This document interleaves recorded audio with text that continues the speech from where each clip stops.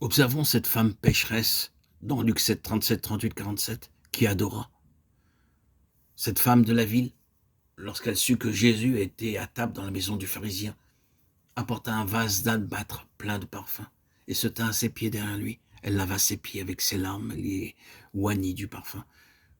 Il ne nous est pas dit comment cette femme découvrit, peut-être par intuition, qu'il y avait un homme dans cette maison qui pouvait pardonner le péché. Mais dès qu'elle se trouva près de lui, elle commença à pleurer. C'étaient des larmes de repentance. Sa présence la rendit consciente de sa condition de pécheresse. Sa seule présence est suffisante pour briser nos cœurs. Complètement brisée, elle pleurait à cause de son péché et lavait ses pieds avec ses larmes. Ce qu'elle ne pouvait pas exprimer par des mots, elle le disait par le simple fait d'embrasser ses pieds. Elle ignorait toute l'école de théologie, mais son amour était spontané et son adoration réelle. Quelle différence avec l'homme qui l'invita au festin? Sans doute avait-il dépensé beaucoup d'argent pour le banquet, mais il ne sut jamais qui il était. Bien plus, il se dit en lui-même, si cet homme était prophète, il saurait quel genre de femme c'est. Mais cette femme eut une révélation intérieure et elle l'adora. Dans Jean 12, 1 à 3, nous trouvons une autre femme qui adore le Seigneur. Cette femme, c'est Marie. Elle avait connu le Seigneur dans la puissance de sa résurrection. Elle avait vu son frère Lazare mort dans le tombeau, mais elle avait vu aussi revenir à la vie au commandement du Seigneur. Maintenant, elle avait une relation nouvelle et vivante avec le Seigneur Jésus-Christ, qu'elle n'avait pas connu avant. Et elle se répandit en adoration pour lui en oignant ses pieds avec un parfum très particulier dont l'odeur remplit toute la maison.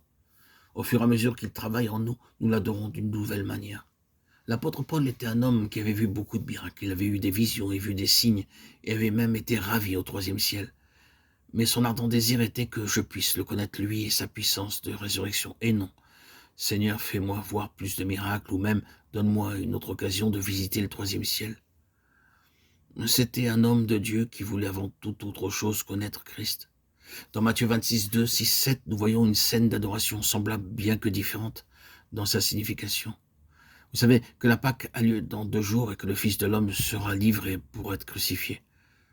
Alors que Jésus était à Béthanie, dans la maison de Simon le lépreux, une femme s'approcha de lui tenant un vase d'albâtre qui renfermait un parfum de grand prix, et pendant qu'il était à table, elle répandit le parfum sur sa tête.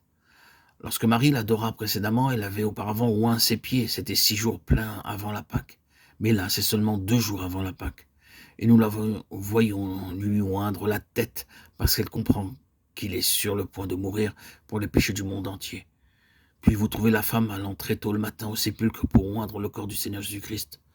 Cet acte de respect symbolisait leur foi dans son triomphe sur la mort et la nouvelle création qu'il voulait manifester, afin que la pleine gloire de Dieu puisse être pleinement vue dans les jours à venir.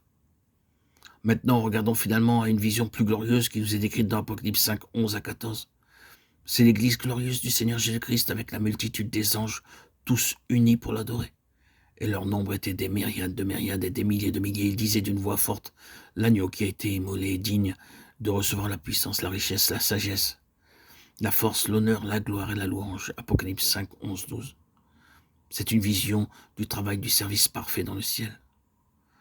C'est ce qui sera lorsque nous le verrons face à face.